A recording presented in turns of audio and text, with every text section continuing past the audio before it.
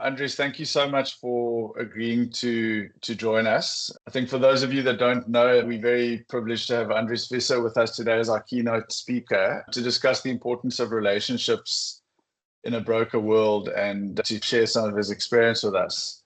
Andries knows the broker world inside out. He's the National Business Development Manager at Hollard and has been in the game for over 20 years.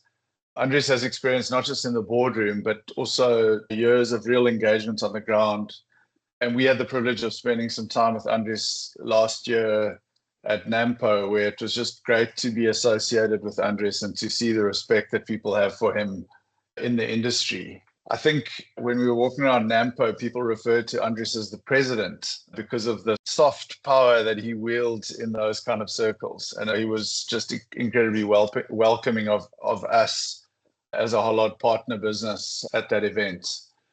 Andries has built a great reputation for understanding brokers, I think particularly in the agri sector, but in commercial insurance generally, and also for bringing practical, grounded insight to the table and pragmatic solutions to clients, leading to very long-term trust-based relationships. Andries is someone who speaks directly, says what he means what he says. He values what brokers do. He understands the value that good brokers deliver.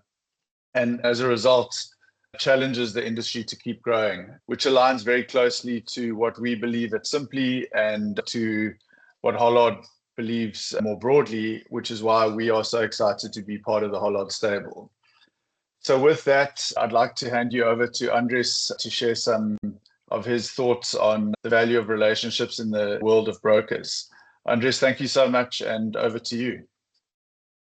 Anthony, thank you, and good morning to everybody. The challenge with these things always is, Anthony's hyped me up, and now you're sitting there waiting for this explosion of knowledge and wisdom to come over you, and that's a very real dangerous thing to do.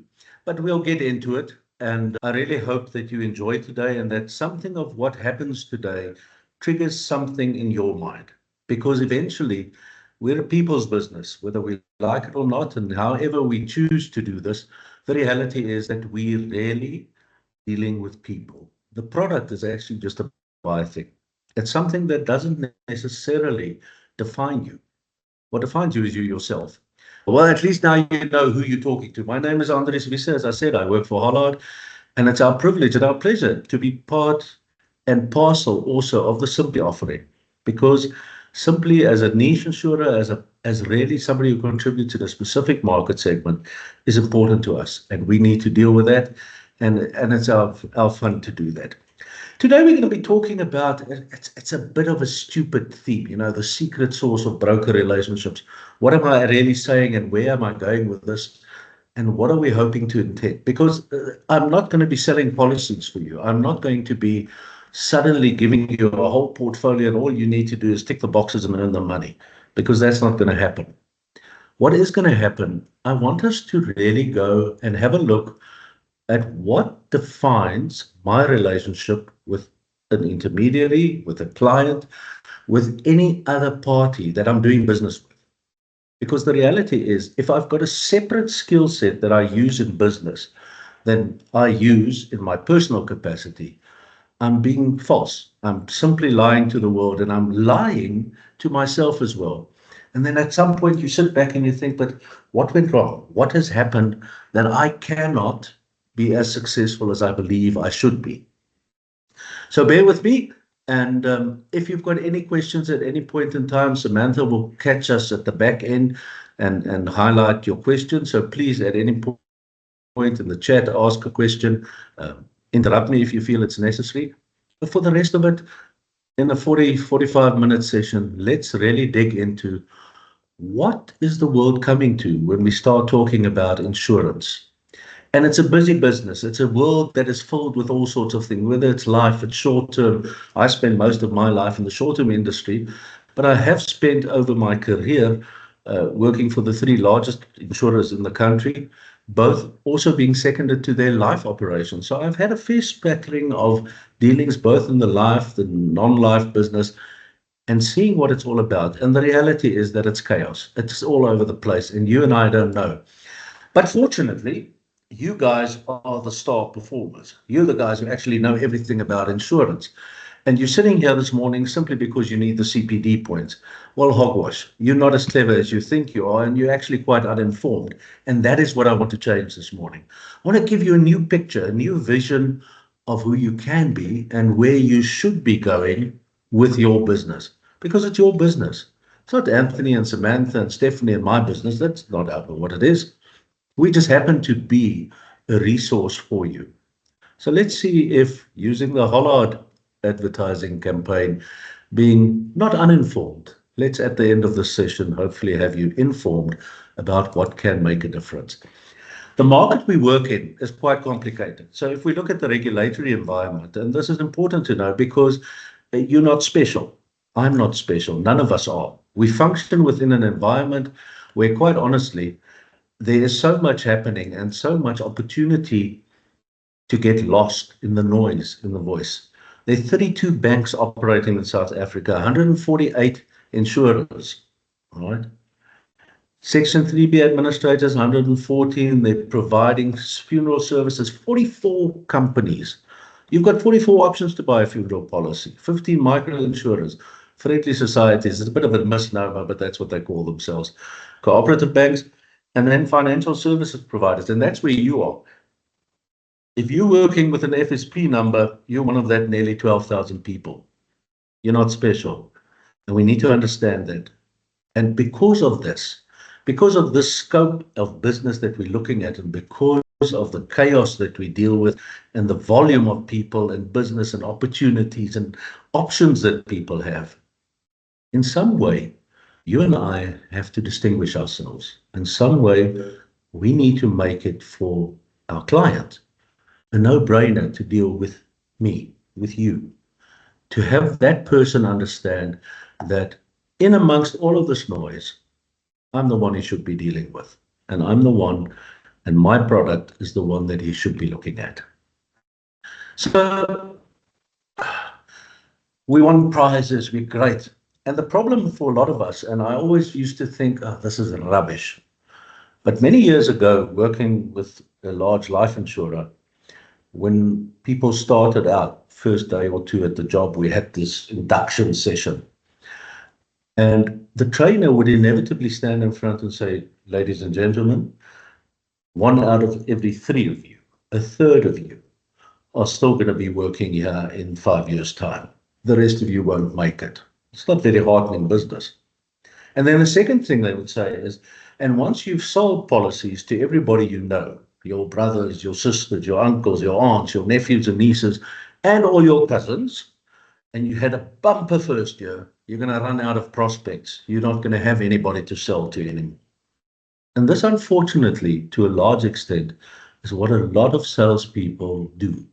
They sell to everybody they know, and then they sit back and wonder what happened, because there's no new prospects, there's no new business, there's no new flow. And suddenly they actually have to get up off their behinds and start working, because that's the only way to do it. You have to start working. The reality is there are lots of things. You can go onto YouTube, and I've given you a few here. Scientifically proven steps to building rapport with anyone in sales. I mean, this is hogwash, really. 6 scientifically proven steps to building a rapport, getting your clients to understand how to build and maintain successful sales relationship with clients. Guys, the internet and the web and the YouTubes and the whatevers you use are filled with these. And by all means, go and look them, and you'll find something of value in all of these presentations. But is it going to change what you're doing and what you're experiencing? So let's stop for a moment. I've hopefully scared you with this and told you exactly how useless you are and how useless we sometimes feel and helpless we often feel within the sales environment, because it can be overpowering. It can really be quite a rough experience if you're on the working end of it. And one needs to appreciate that. So before we do that, I want to help you understand something. There's a difference between perseverance and resilience. Now, my mindset and my point of departure is we need resilience. Perseverance, there's a lovely Afrikaans word for perseverance, and it's actually haragat, which isn't a terribly polite term, but you will understand what it means.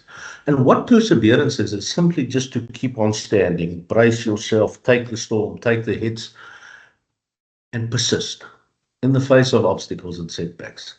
And that's a strong thing to have. And you have to have perseverance at some level.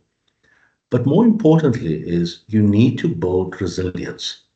And resilience is that ability for you to bounce back from adversity and retain your positive outlook. Times are going to be hard. Live with it, deal with it, understand it. If the world politics changes, if Trump puts in more tariffs, if whatever happens, if the VAT rate goes up, life isn't going to be easy, and it was never promised that it would be. But you need to be able to adapt, both mentally, emotionally, and also, importantly, in terms of your behavior. How do you change what you're doing and how you're doing it? Because that demonstrates resilience. The business needs to have resilience, obviously, and the business needs to absorb stress, bearing in mind that you're your own little business. You are the business. Can you absorb that stress? Can you recover in the face of adversity, whatever critical functionality you need to do your job? If the car breaks, as basic as that, have you got an alternative mode of transport? If your laptop goes, if your phone gets lost, whatever the case might be, can you recover that functionality very quickly? And understand that the world has changed. The world that you're dealing in is changing from day to day. The world that if you're old and fat and useless like I am, you reach a point where you think, but I can't keep up with this. I cannot for the life of me. And if I go to another function or a presentation and somebody says hashtag this and twit this and X that and all the rest of it, I'm lost. It's beyond me. Does that mean I'm not going to survive? Hey, I'll survive, but I need to adapt. I need to understand that my circumstances are going to change constantly. My partnerships, the people I deal with, the products I'm selling. Many years ago in the life environment, people would sell policies. Those same policies that were sold to them as top range at that point in time, 20, 30 years down the line, they're now retiring and they suddenly find out, hey, the solution that was sold to me 30 years ago isn't cutting the mustard. It's not doing what it was supposed to do. I have to now pay for my own kids' varsity education because the savings I was going to have and the ability to pay for all of these luxuries and the studies and the university and the res and all of that, sorry, the money's not enough. Because 30 years ago, that was the solution. Today, it's no longer relevant. And that's the reality. Is what you are selling today relevant for the future as well? Products, need to talk about that. The operational environment. I need to sit in an office and do my work and answer a phone, or you need to all be in a hall for me to address you. Surprise, surprise, this morning on a Wednesday in the middle of April, early April, I can sit in Paarl, where I am at the moment, which is 1,000+ kilometers away from my actual home and office, and we can have this session. And what a joy it is, and what a functional solution it is to the real world. We don't have to all travel. We don't have to all spend that money. And yet we can talk to each other. It's changing. Socio-politically, I'm not even going to go there, but the reality is the world is a different place than it was even 4 weeks ago. Life is not going to be easy. There's a stupid ad. I think some of you might have heard it. I listen to the radio when I travel. And there's this sort of deadpan voice coming up and it says, day 4,823 of adulting. And you listen to this and you think, yeah, I can't keep up with this either. Life is not going to be easy. Understand that irrespective of what's happening around you, you have to have the ability to continually operate, to continue with your business. You need to protect the people and the assets in your business. If you're talking about your own business, are you okay? Are you healthy? Are you in a position where it's not that bad to get up every morning to go and do your work? Are you fit? Are you comfortable doing what you do? Do you think that you and your assistant or whoever's helping you is that support system continuously going to be able to operate irrespective of what's happening around it. And then preserving brand equity. And we associate people with things. I've got a difficult wife, lovely woman. I've been married to her for 30 years. Um, in jest, I always say, well, the only thing good about her is her taste in men. And then she hates me for 3 weeks, but we carry on, and 30 years later, we're still married. She's got a very distinct way of doing grocery shopping. She buys particular brands, irrespective price, irrespective of what other alternatives, new things there are. She's got a particular picture of what cleaning materials should be, of what butter she should buy, about what tomato sauce. Don't buy Heinz, you've got to buy All Gold, etc., etc. That brand has got equity in her life. It's got a value. And the question is, when you're out in the market, do you have that equity? Does your client base, does your consumer understand you to be the all gold of tomato sauces? Or are you the no-name brand, watered down rubbish which doesn't taste like it should be? Do you have brand equity in yourself? And also, what products are you associating with? If you're associating simply underwritten by Hollard, is that enough for you? It should be, because we're a great company, third largest insurer in the country, largest independently owned insurer in the country, incredible innovation, privately owned. We make a difference. We've got the necessary capital, etc., etc. Do you know that? It's useless information. But when you sit with a client and you need to convince him of certain things, you don't need to convince him, but you need to know what your argument is, what it is that you're bringing to the table for him or her. So the first thing I want to plead this morning, and let's hit this. Understand there's a difference between perseverance and resilience. Perseverance is something we innately have, and it's simply because we're South African and we're difficult to start off with. We will stand our ground, we will bear the brunt of whatever's thrown at us, but you also need to be resilient. You must be able to bend, you must be able to flex, you must be able to come back. First trick you need to have. Okay, so if I'm resilient, I've got a client base, potential clients. How do I establish a lasting sales relationship with these clients? I can hit and run. That's easily enough done. If I make it cheap enough, I'll sell many of these policies.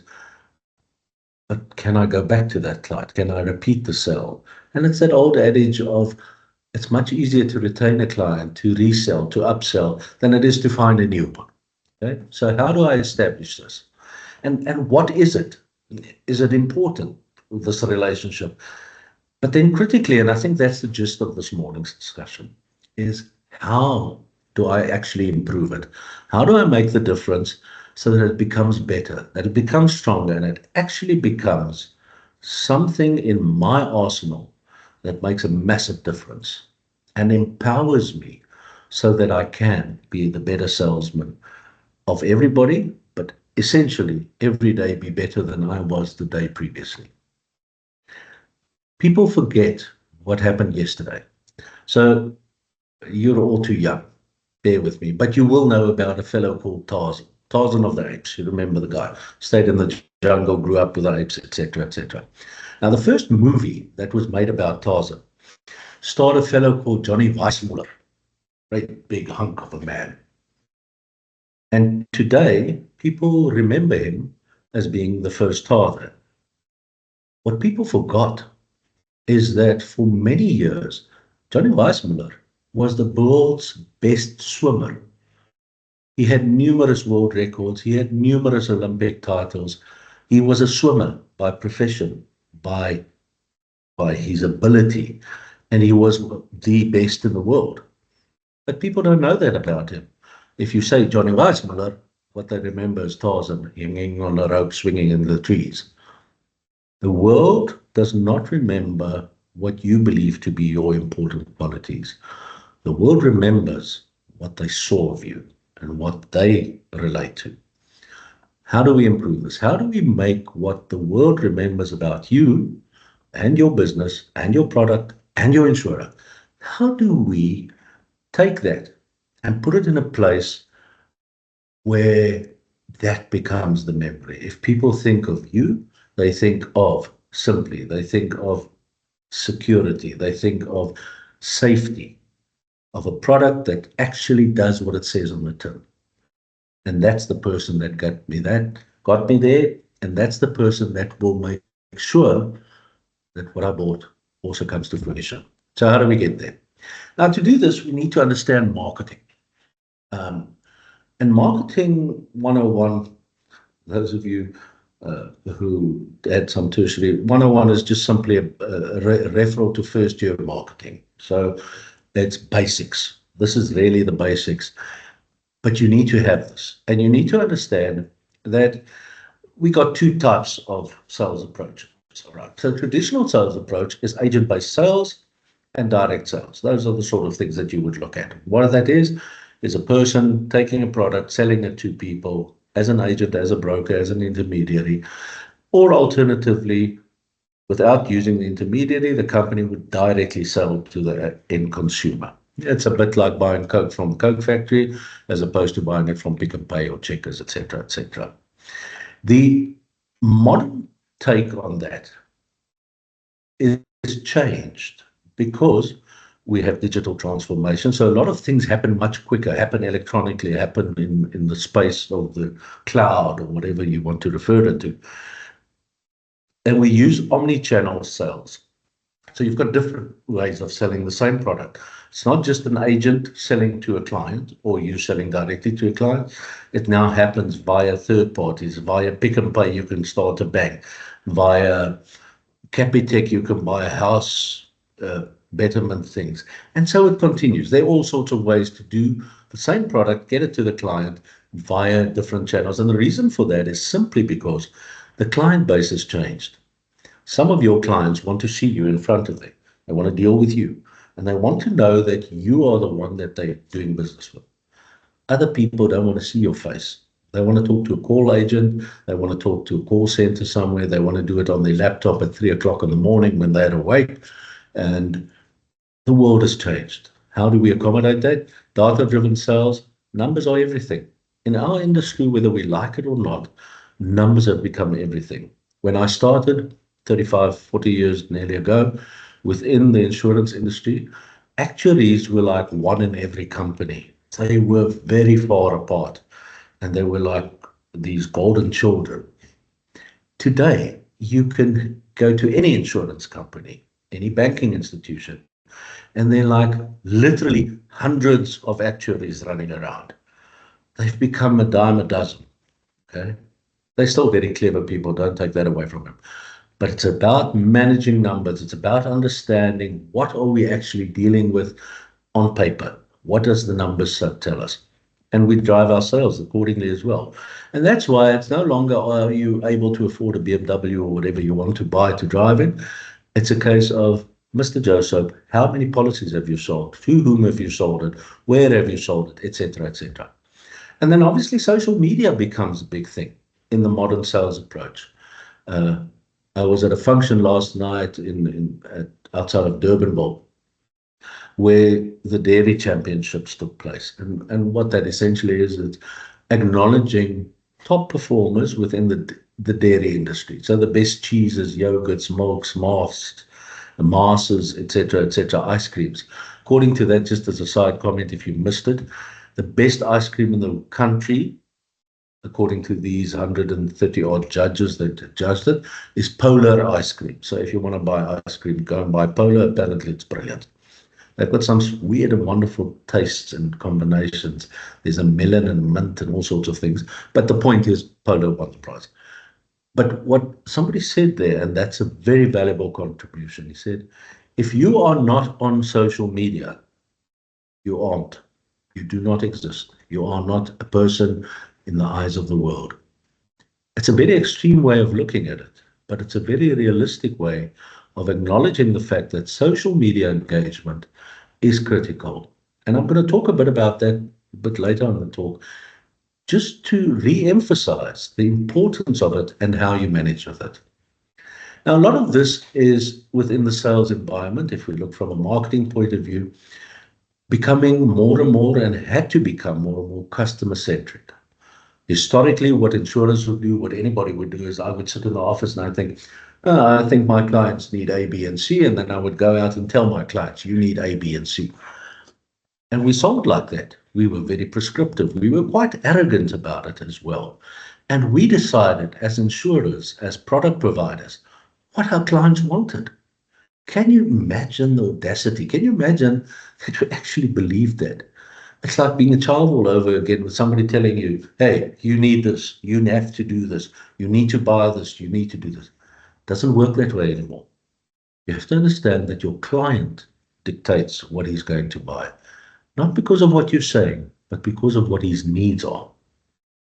And to achieve that, you need to consult. You need to have a consultative selling methodology. You need to understand that your client's needs dictate what your product development does, and that in turn then speaks to the need that's been expressed, which emphasizes and enables actually the sales process. So customer-centric is quite important. And then technology. We've spoken about it slightly with digital transformation, etc. But AI and machine learning, there are clever machines out there.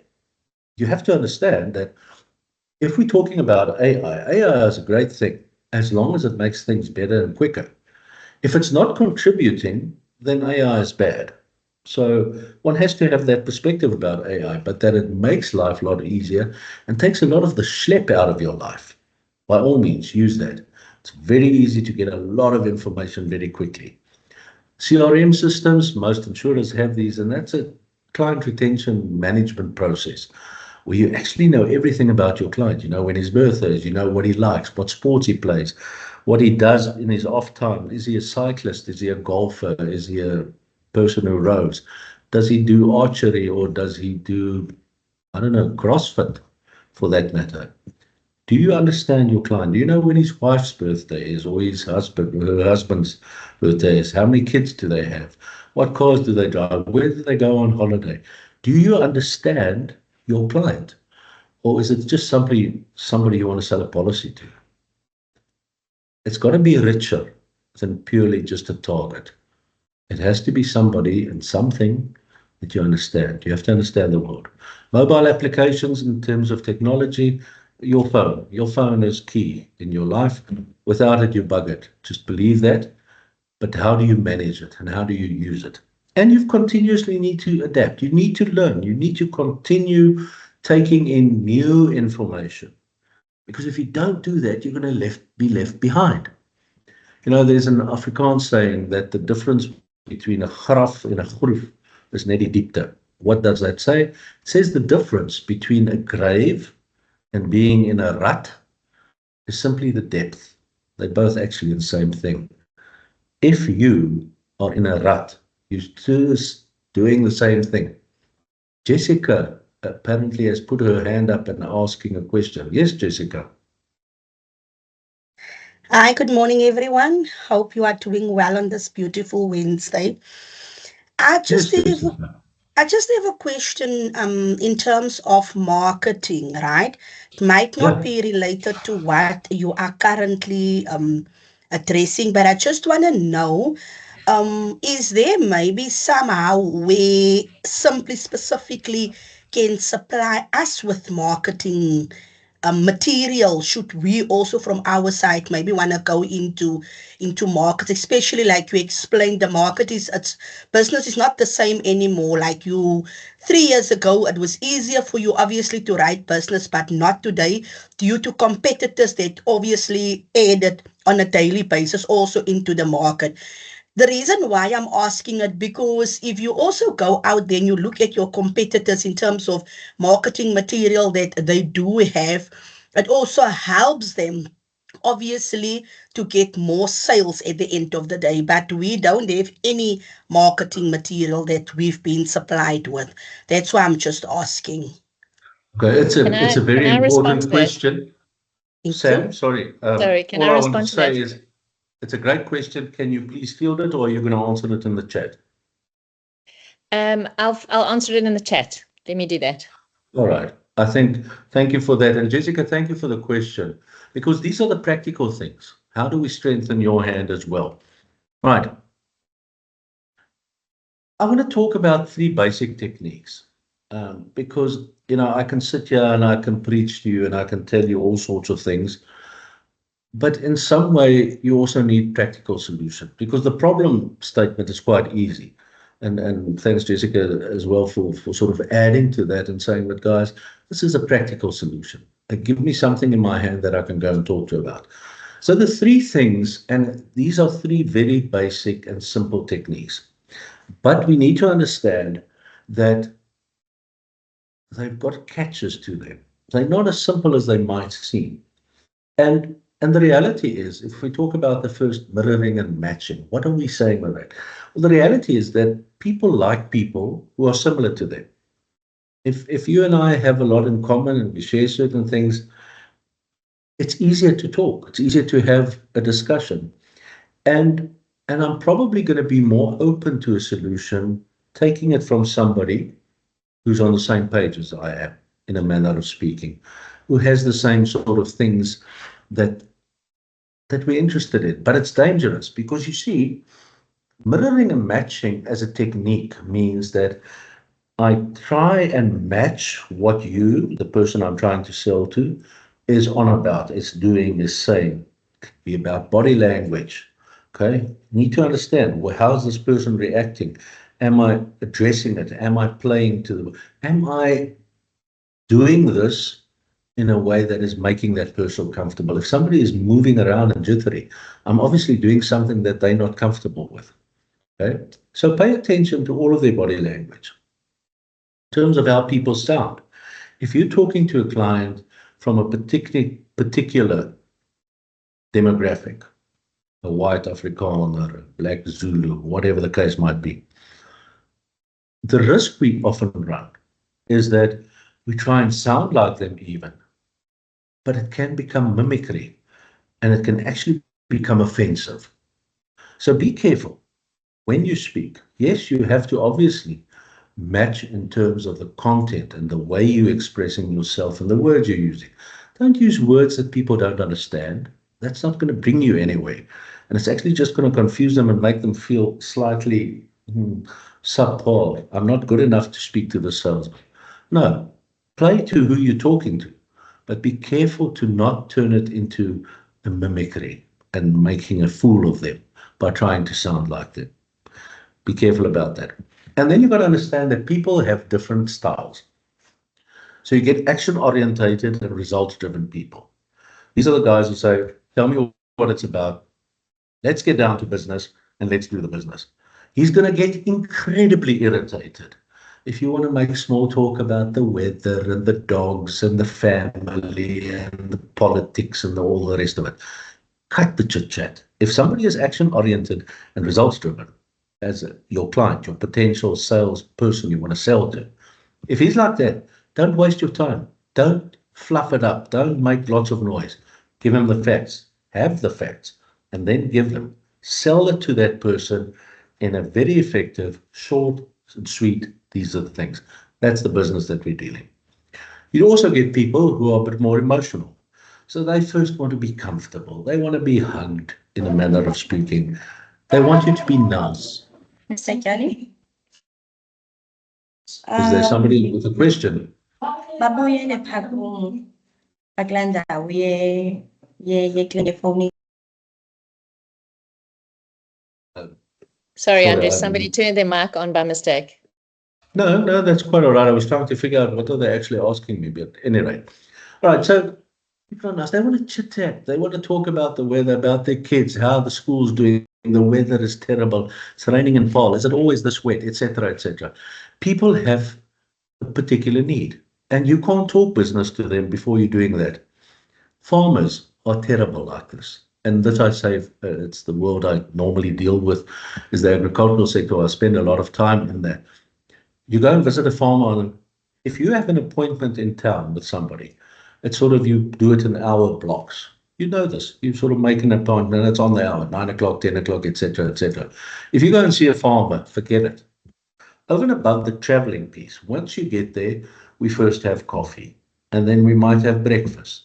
And then we go around and we check the animals and the dogs and the water supply and the felt, and he's planted maize and he's done this and that. And you spend half a day just doing a touristy thing on his farm before he's ready to have a discussion with you about business. And the actual business piece is 20 minutes. People have different needs. And if you cannot play to that, and if you cannot accommodate that, you're not going to have a sale. You're not going to have a relationship with that person. And then, of course, you've got people who are very analytical. It's a bit like action-oriented, but the difference here is they want facts. Don't tell me about life is difficult. Tell me, so many people died, so many people are in need of this particular product. These are the numbers. That's what the opposition is doing, blah, blah, blah. Actual facts. No small talk, no politeness. Also get down to business very quickly, but you have to have your facts at hand. The second thing is to find common experiences. You've now understood your client, you're working in the sort of same space as his or her world is, you're mirroring, you're matching, you're kind of being that. But now you need to find common experience, right? And this is a general guideline. These aren't rocket science things. These are basic people skills that you need to understand. Is first meet and talk about the weather, the sports, current events. There'll be something that triggers your client that he or she is interested in. Some people, if you talk to them about football, are going to go blank. They have no idea what you're talking about. For other people, if you talk about arts and culture, they won't have an idea what you're talking about. Talk about motor vehicles, if you talk about whatever the case might be. We all have things that we're more interested in than other things. Figure out what that is and have a chat about it. But don't only focus on this, okay? Your interaction has to be natural and sincere. Otherwise, it just becomes a game. And the client very quickly picks up on that and understands that you're actually wasting his time and you're just trying to play it. Don't do that. And in this modern day, the third thing is actually the most important. Research your customer. Because if you make an appointment with people, they're going to research you. I find this constantly. I go to meetings, and people know things about me that I certainly never told them. Why? Because they look at what I'm doing on social media, be it LinkedIn and Facebook and Pinterest, whatever the case might be. They've got a picture of what I do away from them. Okay? They've got my historical data, my career, my background, my work situation, education I've got, etc., etc. But they know a lot more about you.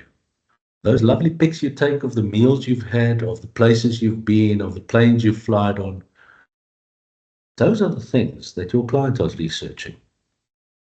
And for you to be even remotely in play, if you have an appointment with somebody, do a bit of research. It's not going to take an awful lot of time. And you'll be amazed at how much you can gather about your potential client. And when you then meet that client, it becomes a lot easier because you know he's not interested in weather. He loves football. I can have a discussion about football. Immediately creating that bond. Immediately being in his or her space in a comfortable way that doesn't frighten them away, but also is not paternalistic. It's not patronizing. Be kind to people. Understand that people have lives and you need to use a small part of that life to change theirs. So do that. Third thing I want to talk about is active listening. Okay. And active listening is one of those things that, you know, there's science behind this, all right? And that science says to us that you probably, in discussions with people, only remember 25 to 50% of what was spoken about. As much as 75% of any discussion is going to be lost on you. You're not going to know what it was about. You're not going to remember it. You're not going to have any idea what was happening. Guys, this is scary because this means if you sit with a client, you're missing half of what he or she is telling you. And surely if you want to be doing a sales process, if you want to be selling them a solution, you actually have to listen, okay? Listen with the intent to understand. Change your focus. You're not there to pitch a product.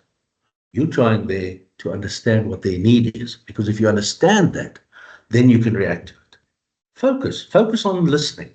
Don't multitask. I cannot listen to you whilst I'm WhatsApping. I cannot listen to you whilst I'm emailing. I cannot listen to you. And I know some of you are doing this. You've got me in the background, but meantime, you're writing notes to your clients, you're making notes on pieces of paper, you're planning the rest of your diary, and you're hoping that I'll finish within time because you've still got appointments to go to. Guys, if you're going to be listening, listen. Don't multitask, okay? Don't do anything else, because it also indicates respect for the person you're dealing with. Ask questions. You don't know everything. You have to ask questions. You have to be sure that you really understand what the person is on about and that you're hearing it correctly. And a way to do that is to summarize. This is what makes you great, because you're not just telling me what I told you, you're also reflecting about it. You're also saying, well, Andries, you're saying A, B, and C. You're saying I shouldn't be texting while I'm talking to you, but I get that. Have you had bad experiences about it? What doesn't work for it? How am I interpreting what you're telling me? Because if I can interpret that correctly, then I've solved the problem. Then I can actually solve for your problems. We've all heard that a good product sells itself. And you know, that might be true. But that's not entirely true. We all know Apple. And Apple, you don't have to explain to people what Apple is. Everybody knows it's a phone, it's a Mac, etc., etc. Thing with it is, it's not just the product, okay? Apple has spent an awful lot of time and energy in building credibility. They've got a reputation. It's a bit like a Rolls-Royce car. I don't have to tell you how quick or fast or whatever a Rolls-Royce is, because you think, and quite rightly so, Rolls-Royce is the best car in the world.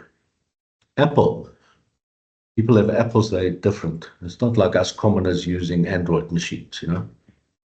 It's wrong because there are lots of things wrong with Apple, but Apple has managed to position itself with credibility. The client has a unique experience. If you work with Apple, you'll understand this, right? And there's a lot of support behind Apple. So the actual phone that you end up with is just a perk. You're actually building and buying into a relationship. You're buying into an ecosystem that you can deal with. It's not the product selling itself. It's what's supporting the product that's selling itself. And we need to manage that for ourselves. What you're selling, what you're doing. And the reality is, a good salesperson sells him or herself. You're not selling a product. People are buying into you.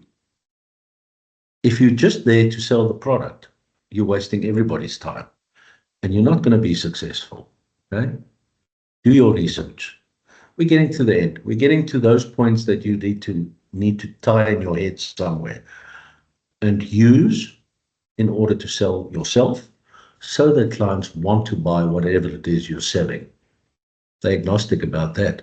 If they buy you, they'll buy whatever you're selling. Do your research. Explore a few new sales techniques. Are you still doing what you did 5 years ago, 10 years ago? Jessica just now made a mention, 3 years ago, certain things happened. If we're still doing what we did 3 years ago, we're lost. We're wasting our time. Okay? Anticipate sales objections, because people have objections. Okay? People have reasons for not wanting, and you should know about these. You should know, because you've seen 20 people or 200 people. You know typically what they kick against, what they don't want to do, what they want you to sort of address in some way or shape. Upsell and cross-sell is a wonderful thing, and it's a tool that you can use to cross-sell between products, etc., etc. But don't go in with the intention of doing that. Do it when it's appropriate. Remember, you're selling yourself and your offering. The products are linked to that.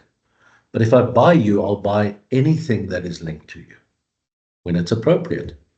Don't come in and tell, I'm surrounded by all of this, but I don't like the person in the middle. It's not going to happen. Okay? Manage your sales with CRM. And CRM, you get terribly clever products and programs and things you can do on the computer. Guys, that's as basic as just knowing who your client is, what he or she wants, What are the big dates? When is a birthday? When is an anniversary? When is the children's birthdays? When is a child being born? Understanding a client so that you can really be for him or her what they need from you. And personalize. You can't sell like I sell, and I can't sell like you sell. You're probably much better than I am at this because you have personalized it. You have made it your own, and you've got a particular way of doing it, and it's working for you. That's brilliant, okay?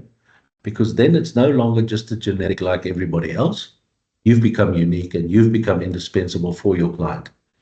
Focus on the person. Look at your client, not the product you're trying to sell to him. Understand what his or her needs are, because remember right at the beginning we said, people are no longer buying products. They're buying into an ecosystem. They're buying into a person. They're buying into a perception more often than not. And you need to manage that perception. But you don't lie. In all of this, always abide by a strong code of ethics. Never overpromise, never lie, never embellish. That's what you can offer. By all means, blow it out of the water, tell everybody about it. If you cannot do it, don't even intimate that you're capable of doing it, because it's come back and it's going to bite you. And your credibility has one chance to survive. If you stuff it up and you start lying to people, you're dead in the water. Many years ago, I worked in Uppington, town up in the Northern Cape. And once a month, I would travel to Springbok, which is another town, 400 kilometers away, close to the Atlantic Ocean. And there was a particular broker that life insurance as well as short-term insurance. And I would arrive with him. The first time I met him, he said the following to me. He's an independent. He says, Andries, I can't promise you I'm going to sell your product. What I can tell you is, from the first day of the month, I start selling to pay my overheads, to pay my expenses. Once that is done, I start giving clients advice. And I thought to myself, who in their right mind buys a policy from this guy? Because I don't know where in the month, has he covered his expenses yet? Or is he giving me advice? And he might be able to give me brilliant advice. But guys, if I'm just somebody who wants to sell something to pay his costs, I'm not getting advice. And for the life of me, I would never buy a policy with that person. In actual fact, we later on cancelled his agency, simply because there was no, not even a remote bit of ethics in that practice. It was purely there to pay the money and make the money. If you're going to be like that, get out of this business. We do not need you, and we do not, in the insurance industry, have to contend with people who are not there on an ethical basis. And I cannot emphasize this strongly enough. Stop focusing on closing. It sounds counterintuitive, right? What you want to do is get out there and sell. And there's a place for that. And you have to have particular closing techniques. You've got to have that. But don't start your closing pitch the moment you say good morning, right? Have the discussion. Things will come back. Things will come back to you. And you might not have an initial sale, but you will have a relationship. And that relationship will place you in a position where you actually can do business over the long term. If you hit and run, you're going to be hit and ran over.